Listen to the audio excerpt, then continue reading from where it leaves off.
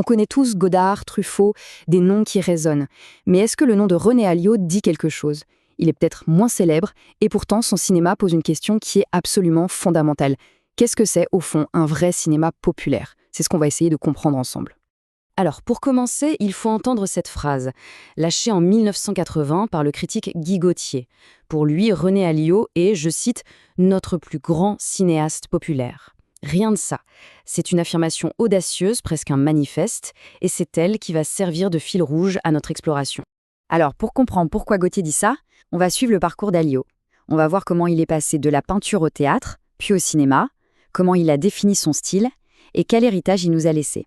Le parcours de René Alliot, ce n'est pas du tout une ligne droite vers le cinéma. Non, c'est plutôt un chemin de traverse, un voyage qui a commencé dans d'autres disciplines artistiques.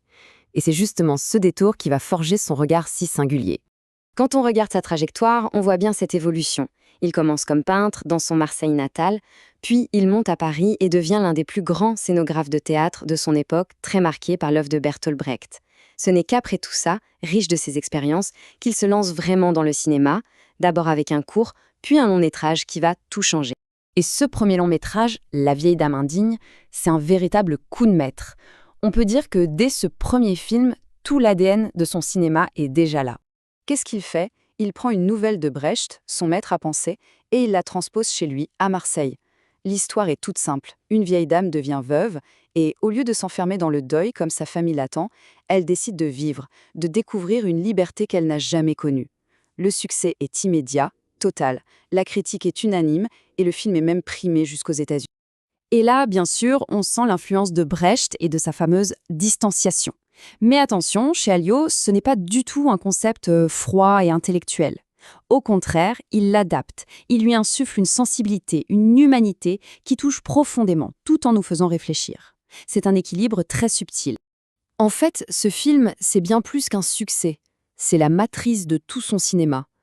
Toutes ces grandes obsessions, comme diront les critiques, sont déjà là. L'intérêt pour les gens modestes, le soin incroyable apporté au décor, son œil de peintre bien sûr, et cet amour fou pour sa ville, Marseille. Après ce premier film très ancré dans le présent, Alliot ne va pas s'arrêter là. Très vite, il va tourner son regard si particulier vers le passé, vers l'histoire. Mais pas n'importe quelle histoire. On oublie les rois, les généraux, les grandes fresques épiques. Ce qui l'intéresse, lui, c'est l'histoire vue d'en bas. L'histoire des gens ordinaires, des oubliés. Comme dans Les Camisards, où il raconte la révolte des paysans protestants dans les Cévennes. Il donne un visage à ceux qui n'en ont pas dans les livres d'histoire. Et pour ça, il développe une méthode bien à lui, presque documentaire.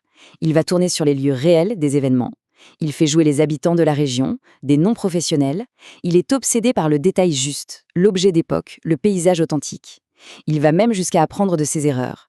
Après Les Camisards, on lui reproche que tout le monde parle un français parfait.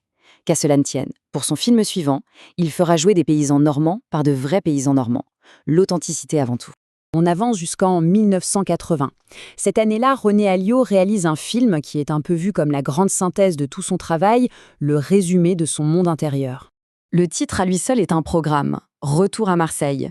C'est le film somme où il convoque tous ses thèmes de prédilection, la famille, bien sûr, les conflits de classe et encore et toujours sa ville, Marseille, qui est un personnage à part entière. Sauf que cette fois, l'accueil est compliqué. Le film est plutôt mal reçu. On ressort la vieille critique de la froideur brechtienne. Et puis il y a une polémique locale. Le maire de l'époque, Gaston Defferre, n'apprécie pas du tout l'image que le film donne de sa ville, qu'il juge trop associée à la criminalité. Et c'est là que Guy Gauthier, notre critique du début, intervient pour défendre le film avec une phrase absolument magnifique. Il dit « La retenue n'est pas de la froideur » ou alors « Sophocle et Racine sont d'insensibles glaçons ». C'est une défense brillante qui dit que ce que certains prennent pour de la distance, c'est en fait de la pudeur, de la maîtrise, du grand art, tout simplement. Alors, au final, si on fait le bilan de toute sa carrière, qu'est-ce qu'il reste de René Alliot? Quelle est sa vraie place dans le cinéma? Eh bien, son héritage est immense. C'est lui qui a donné une voix et un visage aux gens du peuple. À la province, il a filmé avec un œil de peintre en soignant chaque cadre comme une toile. Il a carrément inventé une nouvelle façon de faire du film historique plus vrai, plus incarné. Et surtout, il a montré qu'on pouvait faire un cinéma exigeant qui parle à tout le monde. Et ça nous ramène finalement à la question de départ, tout en posant une nouvelle. Aujourd'hui, à l'heure des blockbusters mondialisés, des plateformes, quelle place reste-t-il pour un cinéma du peuple?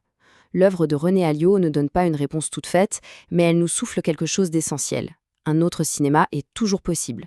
Un cinéma qui nous regarde et qui nous parle. Vraiment.